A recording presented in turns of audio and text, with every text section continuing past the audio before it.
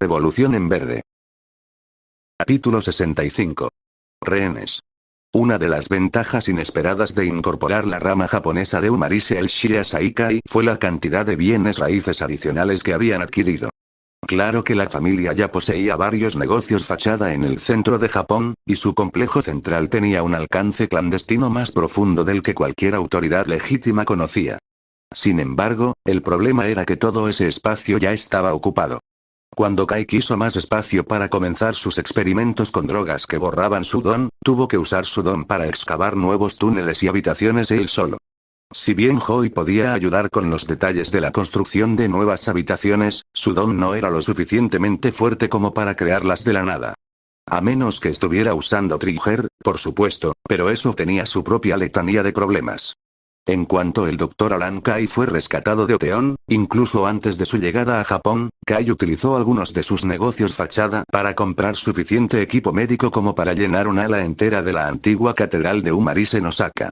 Si bien contaba con la maquinaria para producir Trigger en los túneles bajo su complejo, no podían producir mucho. Vendieron casi todo el Trigger que producían, quedándose solo con una pequeña fracción. Sin embargo, una vez que la droga que eliminaba peculiaridades estuviera terminada, necesitarían poder producirla, y eventualmente su antídoto, en cantidades mucho mayores. La nueva conexión entre los antiguos cultistas de Umarise y el Shia Saikai aún no era ampliamente conocida, por lo que mantener las centrifugadoras y demás maquinaria en la catedral garantizaría que nadie se enterara de lo que estaban haciendo antes de que estuvieran listos. Ari había dicho que toda esa preparación era demasiado prematura, sobre todo porque ni siquiera estaban seguros de si el Dr. Kai accedería a ayudarlos. Su segundo al mando se vio obligado a tragarse sus palabras cuando el Dr. Kai identificó el problema principal con la fórmula de Kai a los 4 días de empezar a trabajar para el Shia Saikai.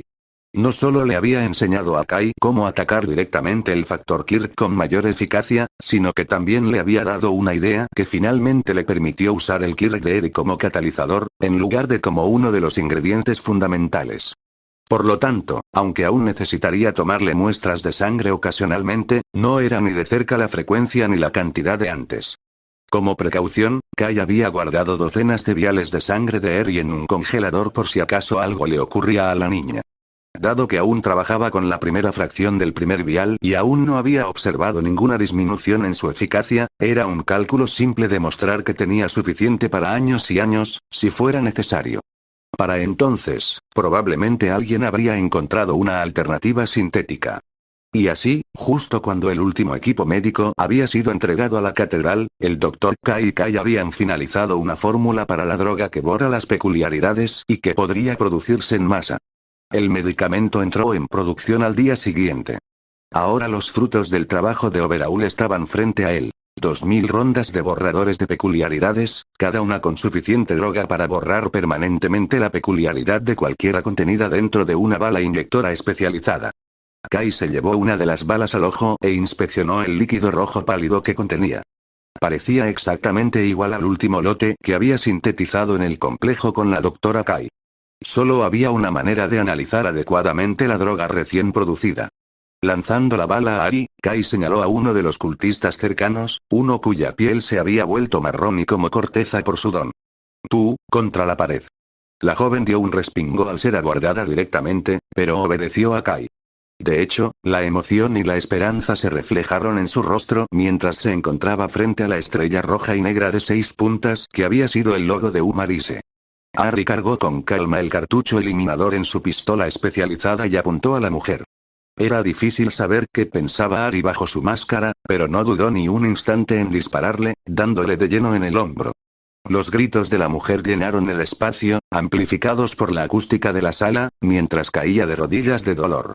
Tenía los ojos abiertos de par en par, las lágrimas caían a raudales, mirando fijamente al suelo frente a ella.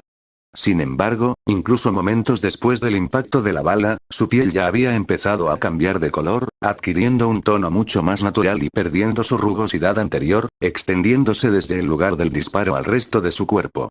Los gritos de la mujer duraron varios minutos mientras la droga se filtraba en su organismo. Incluso después de que le hubieran quitado toda la piel visible, aparentemente aún quedaba algo por hacer. Finalmente, sin embargo, los gritos se fueron apagando hasta convertirse en gemidos y respiración dificultosa. Pasaron varios minutos antes de que la mujer reuniera la fuerza suficiente para ponerse de pie. Cuando lo hizo, Kai notó que era varios centímetros más baja que antes. Distraídamente, se preguntó si habría alguna forma de determinar el alcance de las mutaciones basadas en un don, aparte de simplemente borrarlo, pero dejó esa idea para más adelante.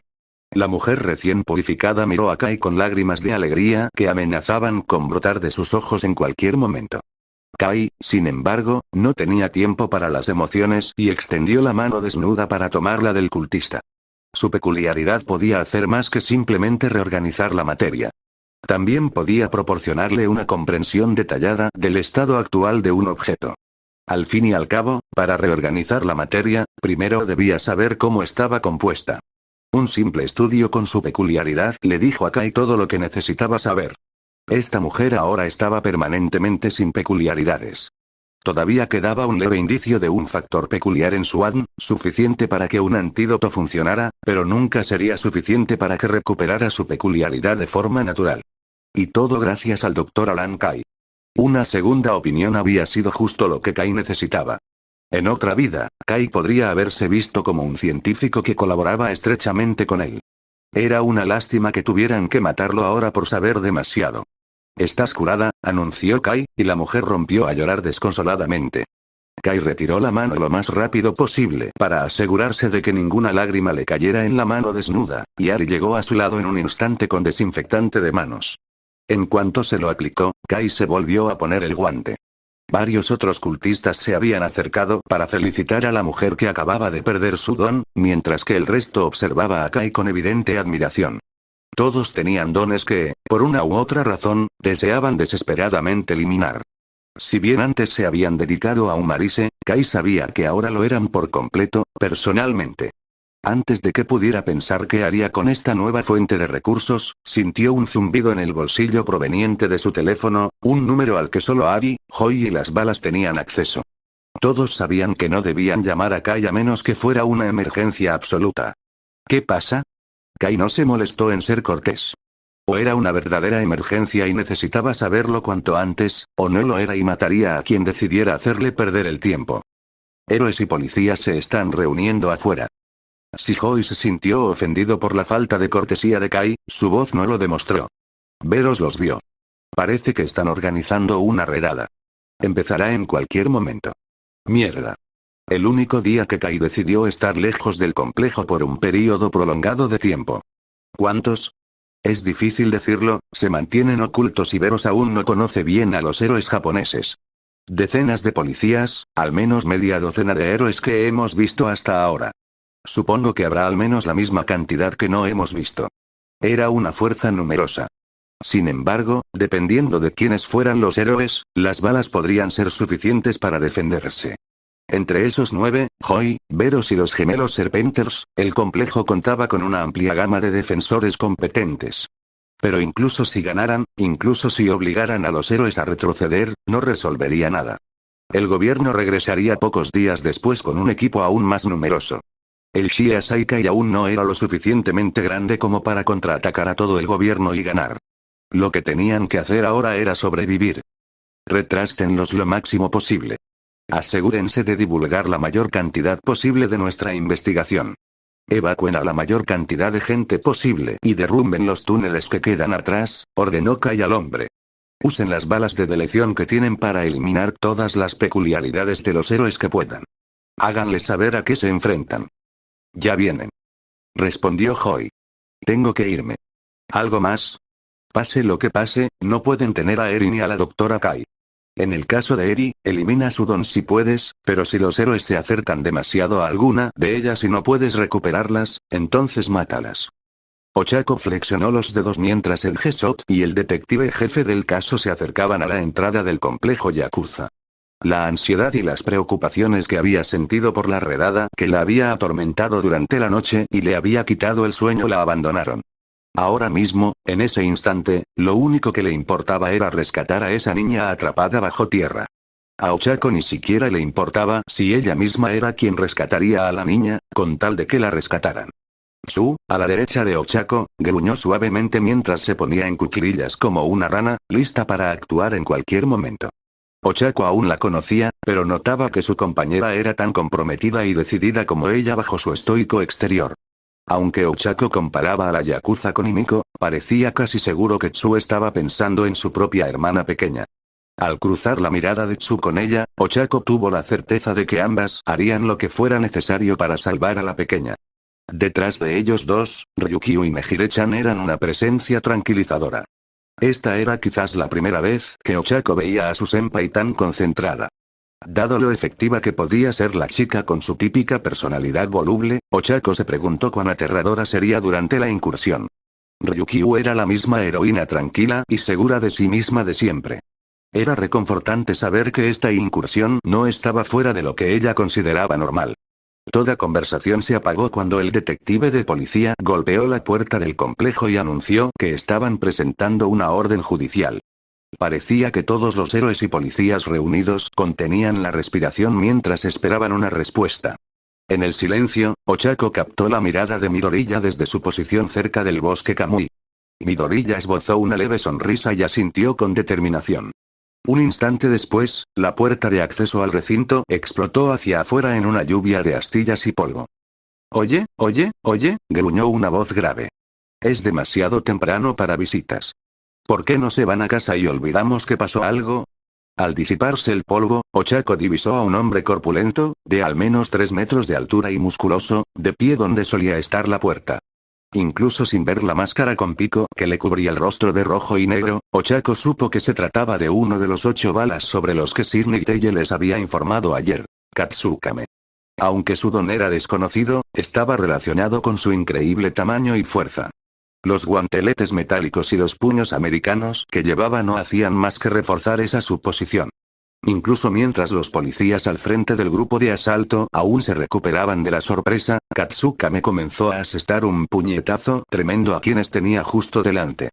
Sin embargo, en lugar de caer sobre los policías, fue interceptado por la dama del monte, que aún crecía. ¿Por qué no intentas meterte con alguien más grande que tú por una vez? Al recibir el puñetazo, Metros Lady ya medía 3 metros y seguía creciendo. Un hombre grande como tú. No debería ser un problema, ¿verdad? Para entonces, Metros Lady medía 9 metros, y aún estaba a la mitad de su estatura. El gigantesco héroe levantó una bota de tacón antes de asestarle un golpe en la cabeza a Katsukame. A pesar de su corpulencia, el hombre fue lo suficientemente rápido como para esquivar el pisotón. Todos, la señora del monte se encargará de él. Actúen cuanto antes. Gritó el Gesot, antes de entrar corriendo en el complejo Yakuza, con la mayor parte de la policía y el resto de los lookers pisándole los talones. Desde la retaguardia del grupo, Ochako solo podía esperar y observar cómo Metros Lady acorralaba a Katsukame contra una de las paredes del complejo y le lanzaba un puñetazo. Esta vez, en lugar de esquivar, el Yakuza levantó ambas manos para bloquear. La fuerza del puñetazo de Metros Lady fue suficiente para obligarlo a retroceder contra la pared, pero aún así logró atraparlo. Sin embargo, en cuanto Katsukame atrapó el puño de la dama del monte, el aire a su alrededor comenzó a brillar con una intensa neblina naranja. El Yakuza empezó a crecer ligeramente y sus músculos se abultaron aún más. La dama del monte se tambaleó ligeramente, pero se recuperó con rapidez y apartó el puño del hombre. Así es, ¿eh? Dijo. ¿Te gusta ser tan cariñoso? No te preocupes, tengo maneras de lidiar con los bichos raros como, algo cruzó el aire a una velocidad que Ochako no pudo seguir, y Metros Lady empezó a gritar, agarrándose el hombro izquierdo. Sus gritos resonaron por todo el vecindario y el complejo Yakuza. Todos se detuvieron y observaron cómo empezaba a encogerse, volviendo a su tamaño original incluso más rápido de lo que había crecido, sin dejar de chillar. Arquero en el tejado. Anunció Mejire-chan, elevándose hacia el cielo en espirales de energía. El aire alrededor de la dama del monte volvió a brillar y a arremolinarse mientras Katsukame absorbía su energía. Mientras la Yakuza crecía aún más, el único efecto en la dama del monte fue que sus gritos se apagaron. Un instante después, Katsukame voló por los aires y se estrelló contra el muro de piedra que rodeaba el complejo Yakuza. Ryukyu se había transformado en su forma dracónica. Desafortunadamente, un solo zarpazo no fue suficiente para derrotar definitivamente a Katsushikame, pues este ya se estaba alejando del muro. Otra flecha atravesó el aire, pero esta vez rebotó en las escamas de Ryukyu. Nejire-chan, encárgate de la arquera. Gritó Ryukyu. Urabiti, Froppy, apóyenla. Puedo con esta malvada. Katsukame lanzó un puñetazo hacia Ryukyu, pero ella estaba preparada, esquivándolo a un lado a pesar de su tamaño y derribándolo al suelo. Mientras intentaba inmovilizarlo, Ochako y Tsu entraron en acción, siguiendo a Nejire-chan hacia donde se encontraba el arquero. A Ochako le tomó un instante distinguir exactamente dónde estaba sentada la francotiradora, y no estaban solas. La arquera era una mujer con una capa verde oscuro, cuyo arco parecía estar hecho con el pulgar y el meñique. Desafortunadamente, no estaba sola. Uno de los 8 balas, un hombre conocido simplemente como Ojo, se agazapó junto al misterioso arquero. Mientras Ochako corría hacia la azotea, sin gravedad, vio a Ojo entregarle al francotirador un fragmento de cristal. En un instante, la mujer tensó la cuerda de un arco de energía verde, con la flecha cristalina lista y preparada. Ochako solo pudo observar cómo volaba directa y certera hacia Ryukyu. A diferencia de la flecha anterior, esta atravesó el duro y escamoso exterior de Ryukyu, haciéndole sangrar. Fue una distracción suficiente para que Katsukame pudiera zafarse de las garras de Ryukyu, drenando algo de energía adicional del héroe dracónico. Ryukyu. Gritó Nejire-chan. La arquera le quitó otro fragmento de cristal a Ojo, pero antes de que pudiera colocarlo en su arco, Nejire-chan envió una ola de energía en espiral hacia ambos. Ojo saltó frente a la arquera, cubriéndole los hombros y la espalda con su don. Al impactar los cristales, la energía de Nejire-chan se dispersó y voló en todas direcciones, obligando a cualquiera que mirara a desviar la vista debido al brillo. Desafortunadamente, eso incluía a Nejire-chan, pero no a la misteriosa arquera. Con Nejire-chan momentáneamente distraída, la arquera asomó por detrás de Ojo y disparó su segunda flecha cristalina. Nejire-chan gritó cuando la flecha la impactó de lleno en el estómago. Con el dolor, perdió el control de su vuelo y se agachó. Sin embargo, era de una dureza inquebrantable y se corrigió rápidamente, enviando otra oleada de energía hacia la pareja en el tejado. Esta explosión de energía, sin embargo, no iba dirigida a ninguno de los yakuza, sino al propio edificio. El don de Nejire-chan atravesó la pared justo debajo del tejado, obligando a los 2 yakuza a correr para llegar a un lugar seguro. Otra flecha salió disparada hacia Nejire-chan, pero esta la vio venir y logró derribarla con su don. Sin embargo, era evidente que el esfuerzo de seguir usando su don a este nivel le estaba pasando factura rápidamente tras el disparo. La sangre manaba de su herida sobre su traje mientras se sujetaba el estómago con la mano izquierda. Ochako no entendía cómo seguía volando, y mucho menos cómo seguía luchando. Afortunadamente, Tsu y Ochako llegaron al techo en ese momento. Si bien Ojo le sacaba varios centímetros y decenas de kilos, el arquero era aproximadamente de su tamaño. Abajo, en el patio del complejo yakuza, la policía se afanaba en arrestar a cualquier miembro de la yakuza que tuviera la mala suerte de ser sorprendido fuera. Un puñado de compañeros de Lookers y antiguos compañeros de Sirnig Teye eran los únicos héroes que quedaban en el patio, ayudando a someter a los pocos yakuza que aún ofrecían resistencia. Más allá del muro del complejo, Ryukyu profirió un rugido potente mientras su batalla con Katsukame continuaba. Ochako era consciente de todo esto, pero no se centraba en nada. En ese momento, toda su atención estaba centrada en Ojo y el misterioso francotirador. Habían herido a su senpai y a su mentor. Pero lo más importante, estaban defendiendo voluntariamente a un hombre que mantenía a un niño prisionero para torturarlo. Ambos necesitaban ser arrestados, y Ochako iba a hacer todo lo posible para asegurarse de que así fuera. Por un instante, los 2 yakuza se quedaron mirando a los 3 héroes provisionales que los rodeaban en el tejado. A pesar del ruido y la conmoción en el patio, ninguno se movió. Ochako fue la primera en poner fin al enfrentamiento, corriendo a toda velocidad hacia Ojo, con las manos abiertas a los costados. La arquera saltó frente al hombre cristalino y estaba a punto de desenvainar una flecha cuando la lengua de Tsu la rodeó con la muñeca y tiró, enviando la flecha lejos del objetivo y desequilibrándola. El corpulento yakuza claramente no tomó a Ochako en serio como una amenaza, simplemente dio un paso adelante y le lanzó un simple puñetazo. Es cierto que su puño estaba cubierto de afilados fragmentos cristalinos que probablemente le habrían arrancado un pedazo del torso a Ochako si el puñetazo hubiera impactado. Sin embargo, el puñetazo no impactó, ya que Ochako rodó por debajo y se hizo a un lado, dándole una palmada en la pierna a Ojo al pasar. Ojo dejó escapar un grito de sorpresa cuando la gravedad lo abandonó y comenzó a flotar en el aire, indefenso. Un repentino gruñido de dolor de Tsu atrajo la atención de Ochako hacia ella y la arquera, al ver que su oponente había sacado un cuchillo de algún lugar y le había cortado la lengua a Tsu. La mujer de la capa preparó su arco de nuevo, esta vez preparando 3 flechas a la vez, una para cada uno. Nejire-chan aprovechó la oportunidad para lanzar una enorme ola de energía espiral directamente hacia la mujer. Las 3 flechas volaron a apenas 1,5 metros de la mujer antes de chocar con el ataque de Nejire-chan y explotar en una masa de humo.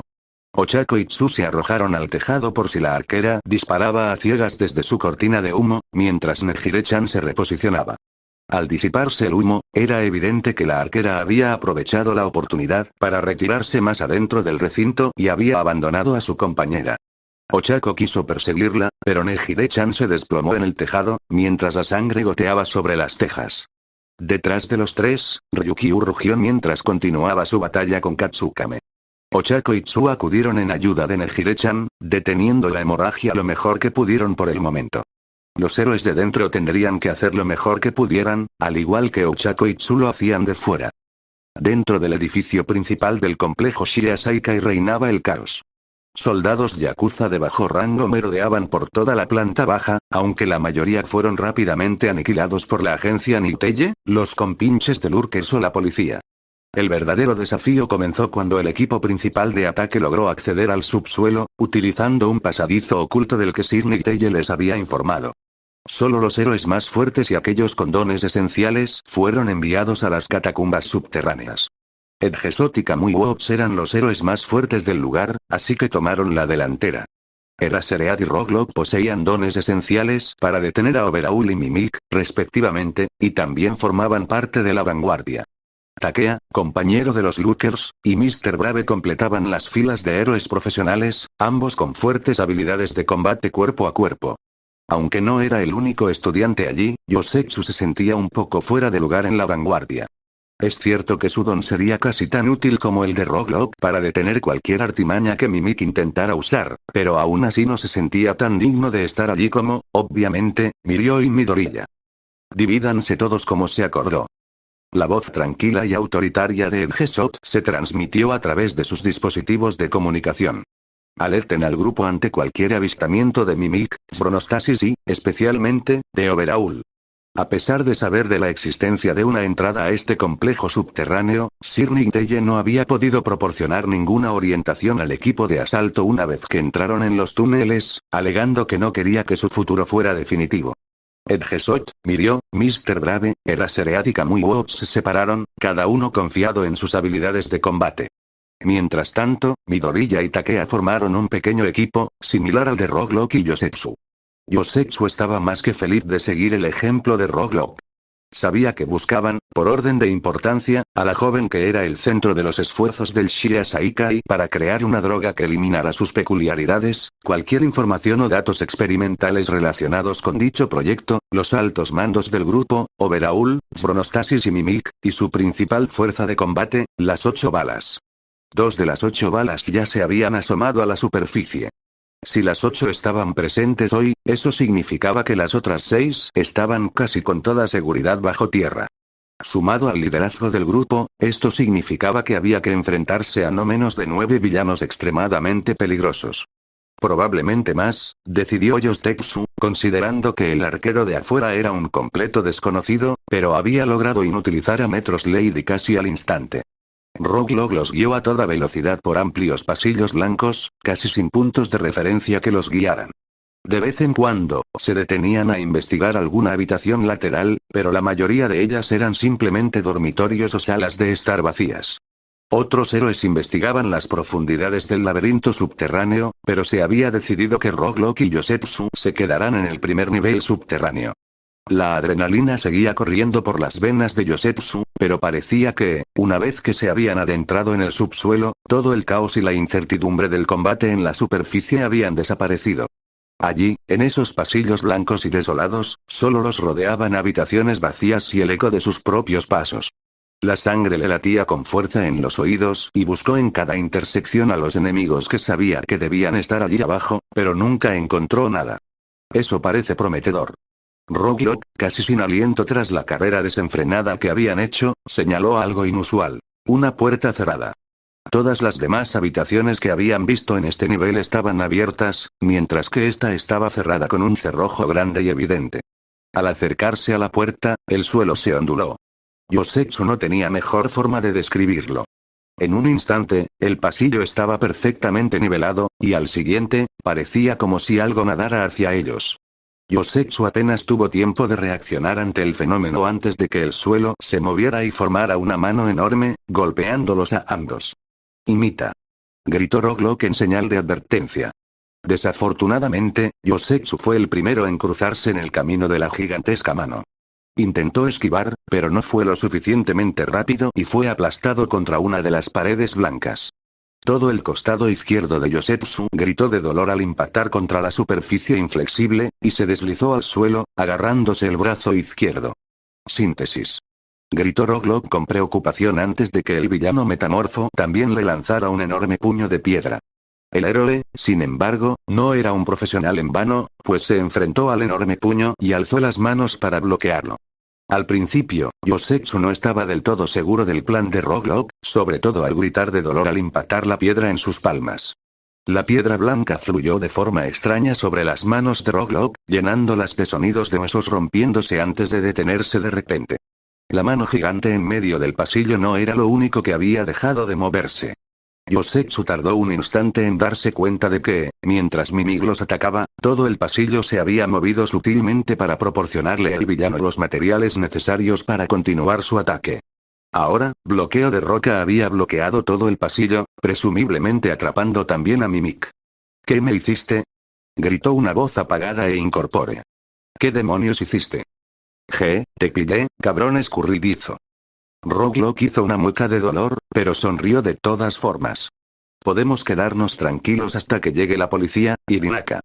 Yosetsu se apoyó en la pared, impresionado por la rapidez de reacción de Rogue. Puede que se hubiera privado de la posibilidad de luchar contra otros villanos, pero Mimik era el segundo yakuza más peligroso que había desaparecido, sobre todo en estas catacumbas. Síntesis, no tengo personal disponible ahora mismo. Avisa al resto del equipo que tenemos a Mimik asegurado. Sin embargo, mientras Yosetsu se acercaba a su dispositivo de comunicación, vio a otro miembro de la yakuza doblar una esquina y detenerse sorprendido. A juzgar por el bombín negro y la larga capa negra, parecía ser Nemoto, uno de los 8 balas. No era un combatiente, pero sí uno de los lugartenientes de mayor confianza de Overhaul. Esa confianza estaba bien depositada, porque ni siquiera un segundo después de asimilar la inusual vista que tenía frente a él, Nemoto metió la mano debajo de su capa para sacar una pistola de cañón largo y apuntó directamente a Rogue. Antes de que Yosetsu supiera qué hacía, ya se movía, corriendo para interponerse entre Rogue y Nemoto. Yosetsu saltó momentos antes de oír el disparo, algo más silencioso de lo que esperaba. Entonces sintió un impacto en su ya lesionado hombro izquierdo, suficiente para hacerlo girar ligeramente y chocar contra el suelo. Un dolor explotó desde el lugar del impacto, recorriendo su cuerpo como un rayo. Sentía como si cada célula de su cuerpo se revolviera, emanando del lugar del disparo.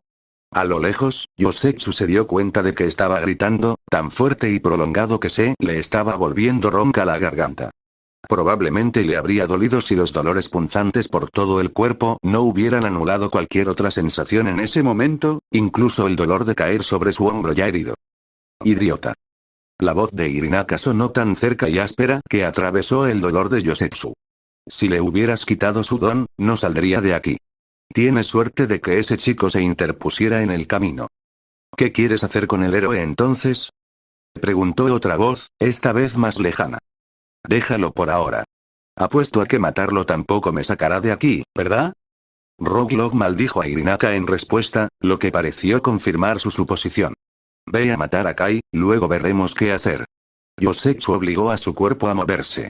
Le dolían todos los músculos como si acabara de correr una maratón, y respiraba entrecortada y agitadamente, pero tenía que moverse. Alguien estaba a punto de morir, y Yosetsu era el único que podía detenerlo. Con un esfuerzo monumental, Yosetsu se incorporó con el brazo derecho sobre las rodillas, buscando a Nemoto por el pasillo. El yakuza se acercaba lentamente a la puerta cerrada que Rock Log le había indicado, cambiando su pistola de cañón largo por una más tradicional. Yosetsu usó su don para inmovilizar a Nemoto, pero no ocurrió nada, salvo el dolor que lo atravesaba de nuevo. Así que le habían disparado con una bala que borraba su don. Ojalá fuera una de las temporales. Yosetsu se volvería loco por eso más tarde. Ahora mismo, tenía que moverse. A pesar de las protestas de sus piernas, Yosetsu se incorporó. Sus manos aún temblaban mientras avanzaba con paso inestable.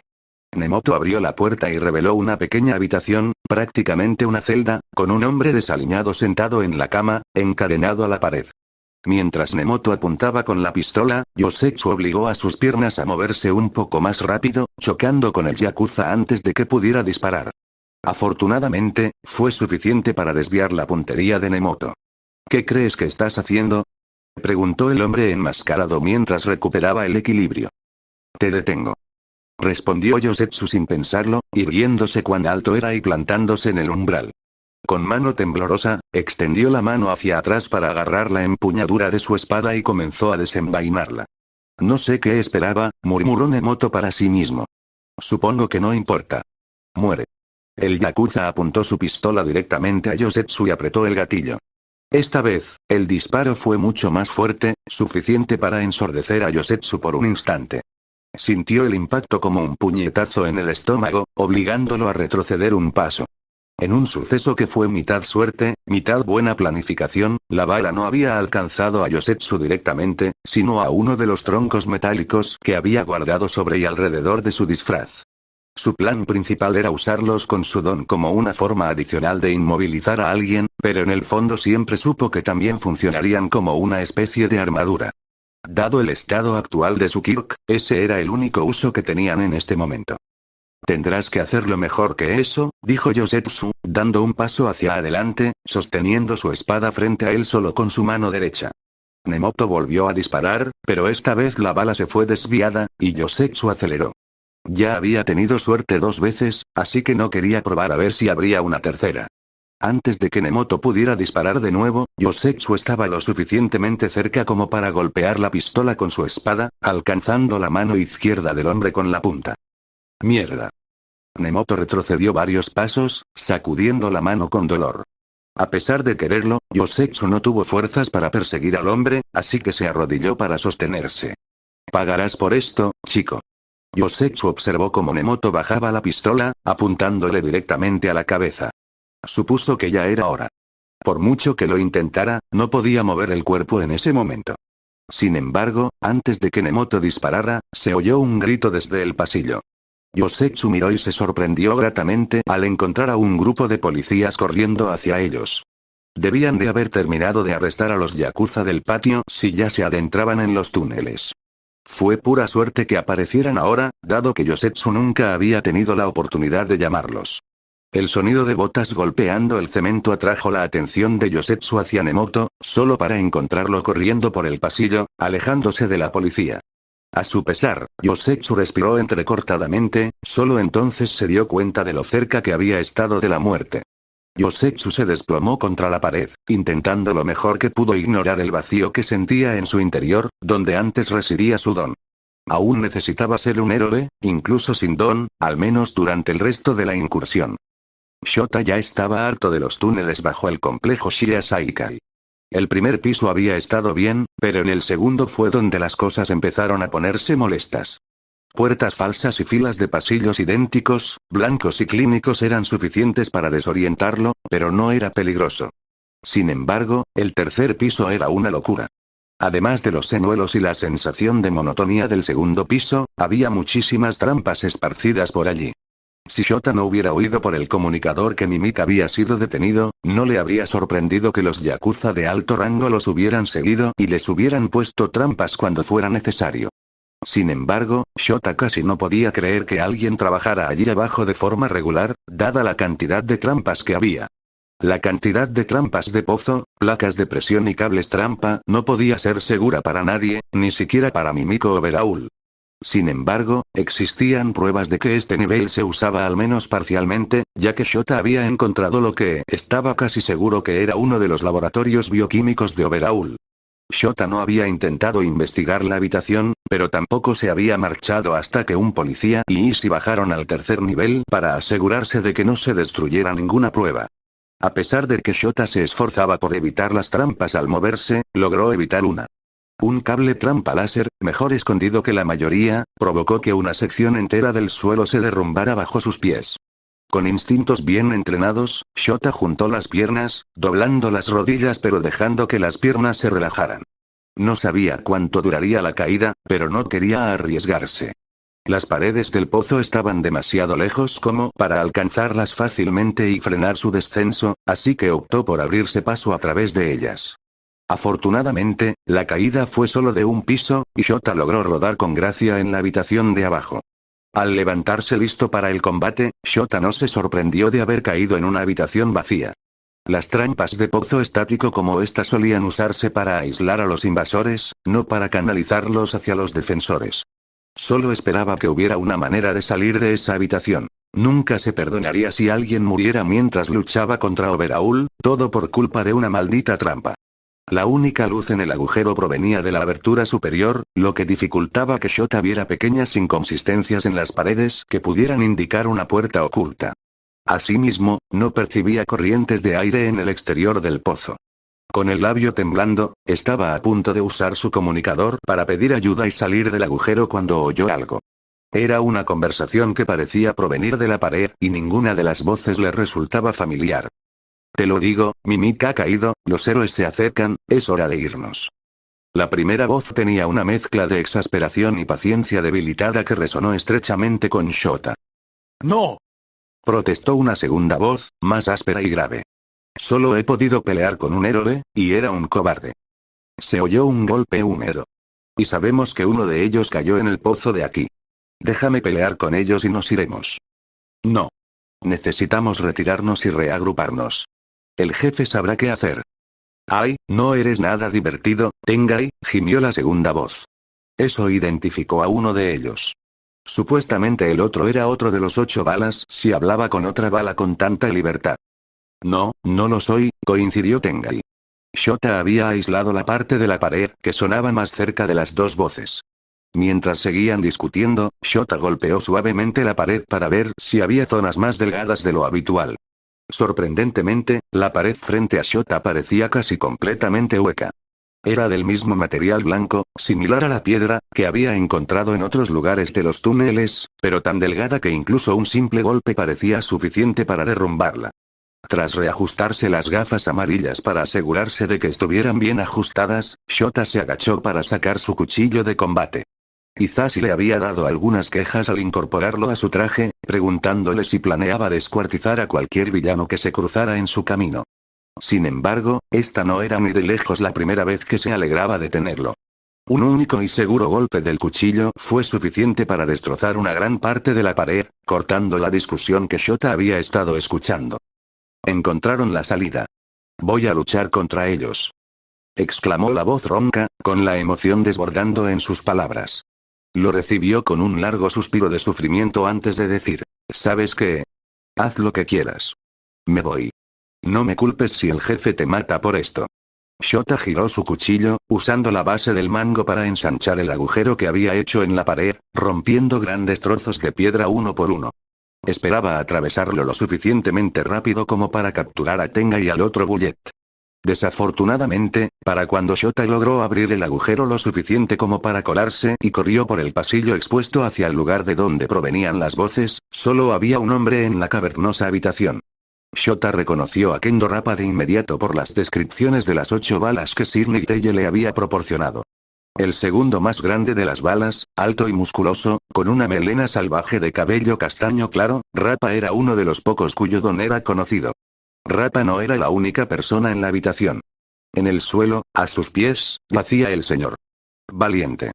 Desde donde se encontraba Shota, no se veía con claridad si el hombre respiraba, pero el charco de sangre alrededor de su cuerpo y la extraña inclinación de su cuello no presagiaban nada bueno. Ah, ya estás aquí. Rappa se levantó de donde había estado agachado y estiró los brazos por encima de la cabeza. Espero que seas más divertido que este tipo. Se derrumbó con demasiada facilidad. Shota había estado trabajando en un caso a largo plazo con Mr. Brave, rastreando a un grupo de traficantes de Don. El héroe había sido un excelente combatiente cuerpo a cuerpo, así que si Rappa había logrado derrotarlo, Shota tendría que estar alerta. El duelo por su compañero podría venir después. Shota no respondió verbalmente, pero aflojó su arma de captura alrededor de su cuello y borró el don del villano. Rappa había desarrollado todo un estilo de lucha en torno a su don, hasta el punto de ser conocido como el rapero en la comunidad de lucha clandestina, invicto durante años. Con suerte, no poder usar su don lo descolocaría lo suficiente como para que Shota lo derrotara. Espera un momento, murmuró Rappa, aparentemente notando que su don había desaparecido. Te conozco. Eres Eraserhead. Shota parpadeó sorprendido antes de volver a aplicar su don. No era común que los villanos lo supieran de antemano. Rompiste el ring de hondero hace un par de años. Nunca tuve la oportunidad de vencer a su campeona, pero la venciste como si nada. Si te gano, significa que también la gano a ella. Incluso después de devanarse los sesos, Shota no recordaba los detalles exactos de aquella redada. La banda de hondero había sido una tapadera para contrabandistas y narcotraficantes, pero nadie con quien se había enfrentado aquella noche le había llamado especialmente la atención. Shota no tuvo mucho tiempo para pensar, ya que Rappa se abalanzó sobre él con temeridad. Incluso sin su don, Rappa era rápido y fuerte, superando la distancia que los separaba en un instante. Shota esquivó el golpe inicial de Rappa, enviando su pañuelo de captura a rodear la espalda del hombre corpulento y atrapar su brazo izquierdo, tirando con fuerza. Contra la mayoría de los matones o villanos comunes, eso habría bastado para desestabilizarlos y darle a Shota la oportunidad de un golpe devastador. Rappa no era el villano más fuerte contra el que Shota había luchado, pero sí poseía una peligrosa combinación de fuerza y astucia en el combate. El villano se dejó arrastrar, cayendo más lejos de lo que Shota esperaba. Mientras Shota se disponía a lanzar un golpe al riñón, Rappa ya se giraba, lanzando otro golpe aterradoramente rápido a la cara de Shota. En lugar de mantener su trayectoria, Shota saltó, usando la muñeca vendada del hombre como punto de apoyo, y giró a su alrededor. Menos mal que lo hizo, ya que el puño de Rappa le rozó las costillas del lado izquierdo. No dolió mucho, pero si hubiera sido un golpe contundente, Shota probablemente habría caído una o dos costillas. En cuanto aterrizó, un movimiento de muñeca desenredó su arma de captura del brazo de Rappa y la trajo de vuelta a él. ¡Qué bien!, comentó Rappa con alegría. Normalmente, los pequeñines como tú creen que no puedo seguirles el ritmo. Siempre es divertido ver su sorpresa. Shota parpadeó de nuevo, dejando que su don se disipara por un momento. Desde Sendai, le dolía la cabeza cada vez más cada vez que intentaba mantener su don durante largos periodos. Empezó a caminar hacia su izquierda, fingiendo una lesión en las costillas más grave de la que realmente tenía. ¿Ya terminaste?, preguntó Rappa. ¿O solo intentas engañarme? De cualquier manera, no importa. Vamos. El corpulento yakuza cargó de nuevo, esta vez girando los brazos a toda velocidad. Una vez que el villano había recorrido la mitad de la distancia hacia él, Shota volvió a disparar su arma de captura mientras borraba su don. Rappa se tambaleó al ver que su don desaparecía y sus brazos quedaban atrapados en posiciones incómodas. Esta vez, en lugar de rodear un brazo, la bufanda de captura de Shota se envolvió en el tobillo derecho de Rappa. Un tirón brusco, sumado a su desequilibrio, derribó a Rappa al suelo. Shota no perdió tiempo en aprovechar la situación, asestando un par de patadas rápidas a Rappa en la cara y el cuello antes de esquivar los amplios brazos del hombre. En cambio, Shota dejó caer todo su peso sobre la rodilla del hombre, tristemente satisfecho al oír el sonido de huesos rotos. ¡Que te jodan!, gritó Rappa de dolor, intentando incorporarse con su único pie sano. Shota no le dio oportunidad y se abalanzó para atacar de nuevo al hombre en el cuello. Rappa levantó ambas manos para defenderse, pero el ataque fue una finta. En cambio, el arma de captura de Shota rodeó el torso y los brazos del hombre, inmovilizándolos contra su pecho. Con solo una pierna funcional y sin ninguna palanca, Rappa fue derrotado. Rappa detenido. A la espera de que se proceda a la contención. Setsuno ha sido derrotado y retenido. Continúa la búsqueda de Overhaul y su laboratorio. Tengo a Tabe en la mira. Atacaré cuando sea el momento oportuno. Encontré a unas gemelas con una peculiaridad con la espada. No creo que me dejen ir sin luchar. Copiado le millón. ¿Necesitas ayuda? Debería estar bien. Te avisaré si necesito ayuda. Izuku escuchaba atentamente la charla a través del comunicador. No le sorprendía especialmente que Kamui Wolves, Edgesot y Mirio estuvieran eliminando a la Yakuza con tanta eficiencia. Desconocían el don de Setsuno, pero Tabe podía ser extremadamente peligroso con su capacidad de consumirlo todo. Sin embargo, Izuku tenía fe en Edgesot. La presencia de otros villanos desconocidos era preocupante, pero Mirio tenía un talento excepcional. Incluso 2 contra 1, estaría bien. Lo que realmente molestaba a Izuku era la ausencia total de Overhaul. Después de todo, él era la razón por la que todos estos héroes estaban allí, y era, por mucho, el más peligroso de todos los villanos. En muchos sentidos, podría ser más peligroso que todos los demás villanos juntos. Nadie conocía las limitaciones exactas de su don, y eso le ponía los pelos de punta a Izuku. Por ahora, Izuku había sido emparejado con Takea para explorar el extenso complejo de túneles bajo el recinto Yakuza. Una parte de él se sentía algo ofendido porque los otros héroes aparentemente habían decidido que necesitaba una niñera. Pero, siendo honesto consigo mismo, era realmente reconfortante tener a Takea con él en una misión como esta. Además, Awase había sido asignado para quedarse con Rocklock, así que no era como si Izuku fuera el único que había sido emparejado así. Cuando Izuku y Takea bajaron a lo que estaba bastante seguro que era el 5.º piso bajo tierra, Izuku no pudo contener un gemido al ver otro piso formado por idénticos e interminables pasillos blancos. ¿Les vendría bien un decorador de interiores, no? Preguntó Takea, intentando animar el ambiente. Los dos tenían que estar atentos a las trampas, claro, pero sentido de peligro hacía la mayor parte del trabajo pesado. Supongo que no parece el tipo de persona que pertenecería a la Yakuza. Fíjate en la placa de presión. ¿Te imaginas intentar contratar a alguien para un trabajo así? Preguntó Takea, dando un paso al costado de la trampa. Necesitamos a alguien que arregle nuestra base secreta. No eres un héroe, ¿verdad? Tienes que decirnos si lo eres. Izuku soltó una carcajada ante la terrible broma mientras el sentido de peligro le sonaba levemente en la cabeza. Hay un cable trampa, advirtió Izuku a su compañero. ¿Y si pagaran lo suficiente, podrían encontrar a alguien interesado? No sé si podrían pagar lo suficiente para compensar todas las señales de alerta de te van a asesinar después. El dinero no sirve de mucho si no estás vivo para gastarlo. Izuku tarareó una respuesta que podría haber sido un acuerdo. Su atención se había visto atraída por el primer elemento inusual que habían visto en los 2 últimos pisos. Una gran puerta metálica estaba incrustada en la pared a su izquierda. No tenía pomo, sino un sistema de cierre electrónico grande y complejo. Barras de acero de 7 centímetros de ancho y al menos 2 centímetros de grosor cruzaban la puerta, encajándose en profundos huecos en la pared y el suelo. Bueno. Eso no es siniestro, bromeó Takea. ¿Crees que puedes descifrarlo? Podría, Izuku consideró la pregunta. Pero no puedo prometer que no me lastimaría ni a nadie que esté detrás de la puerta si lo hiciera.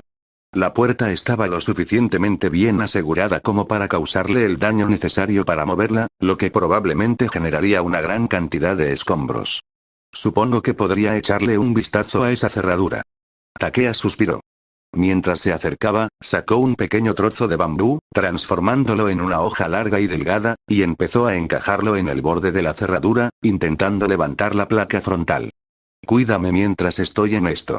La sensación de peligro había estado latente desde que llegaron a esta habitación, pero nada que hiciera pensar a Izuku que había peligro inmediato. Era el mismo tipo de peligro de bajo nivel que habían experimentado durante toda la incursión, quizás un poco más alto. Mientras Takea trabajaba en la puerta, Izuku dejó vagar su atención por el pasillo. Había 2 cámaras prominentes colgadas del techo frente a la puerta, aunque a Izuku no le preocupaba que lo vieran. Era increíble que hubiera una sola persona en el complejo que no supiera lo que estaba sucediendo. Siguiendo el techo, Izuku notó que había más conductos y cables electrónicos que atravesaban las paredes hacia la habitación misteriosa de los que había visto en el resto del complejo. Lo que hubiera allí debía ser importante. Izuku parpadeó. ¿Tuviste suerte con esa cerradura? Le preguntó a Takea. Bueno, ya le quité la placa frontal, respondió. Izuku bajó la mirada y vio a Takea observando los circuitos con la cabeza ladeada, como un perro confundido. Supongo que podría intentar destruir la electrónica. Probablemente no funcione, pero tampoco empeore las cosas. Tengo una idea mejor, proclamó Izuku. ¿Podrías vigilarme? Takea miró a Izuku con extrañeza, pero accedió de inmediato y se dirigió a la pared opuesta del pasillo. Antes de nada, Izuku llamó a la puerta, sin esperar respuesta. Ahuecó las manos en la puerta y gritó a cualquiera que pudiera estar escuchando al otro lado. Si me oyes, deberías ponerte detrás de la puerta. No quiero que te lastimes. El silencio fue todo lo que lo recibió, pero no había ninguna sorpresa en ello. Ni siquiera sabían con certeza si había alguien dentro. Después de todo, este podría ser uno de los laboratorios de Overhaul. Dado lo que habían oído sobre su trabajo, Izuku no se sentía tan mal por la posible destrucción de su equipo científico. Tras recibir la advertencia, Izuku dio varios pasos a la derecha antes de mirar al techo. Los conductos y cables que atravesaban la pared eran más densos allí, justo al lado de la puerta principal. Quizás no significara que la pared fuera más delgada en ese punto, pero sí insinuaba claramente que había un espacio vacío detrás. Evitar el problema de la puerta parecía la solución. Takea gesticuló comprendiendo mientras Izuku calentaba el brazo, balanceándolo en círculos sueltos.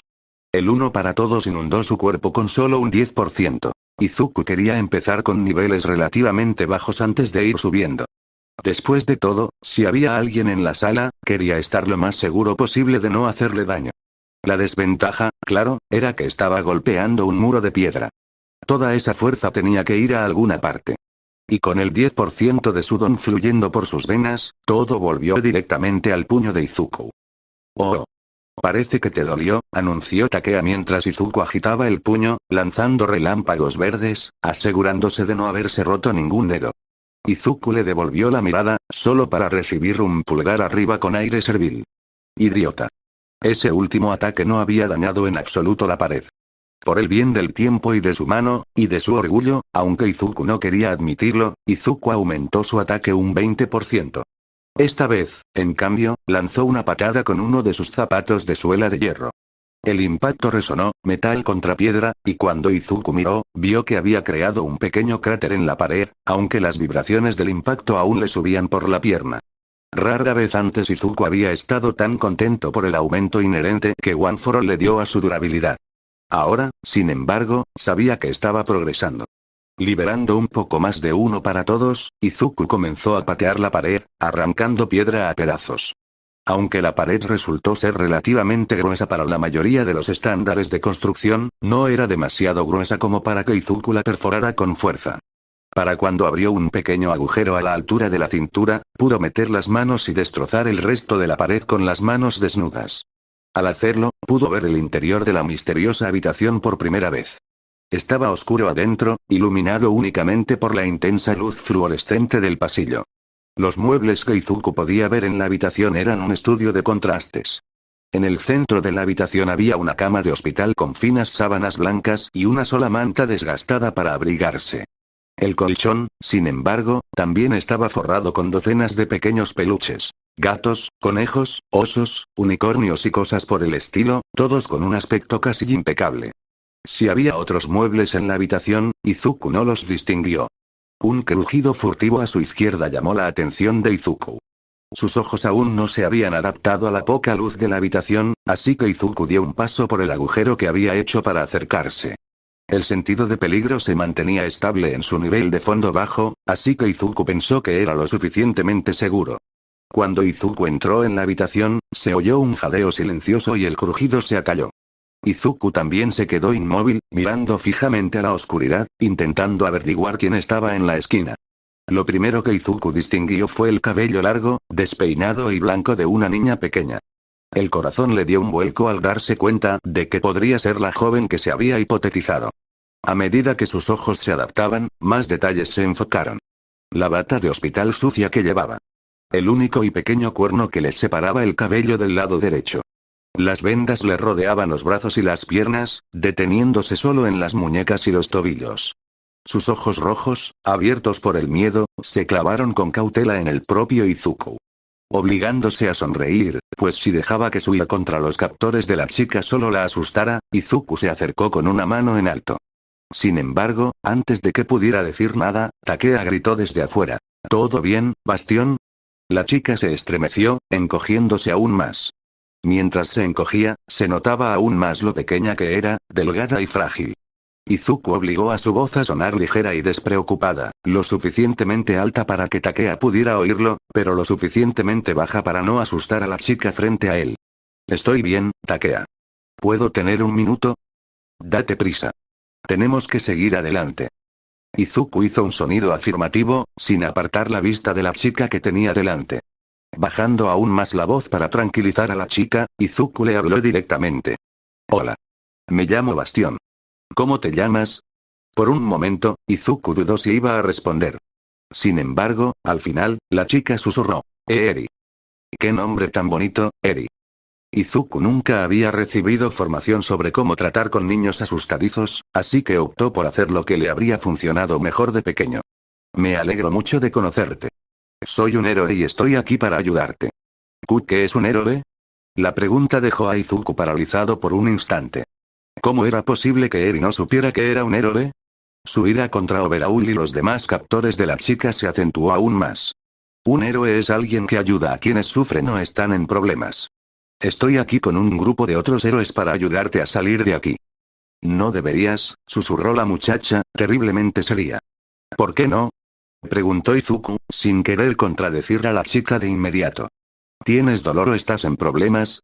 Eri asintió, vacilante.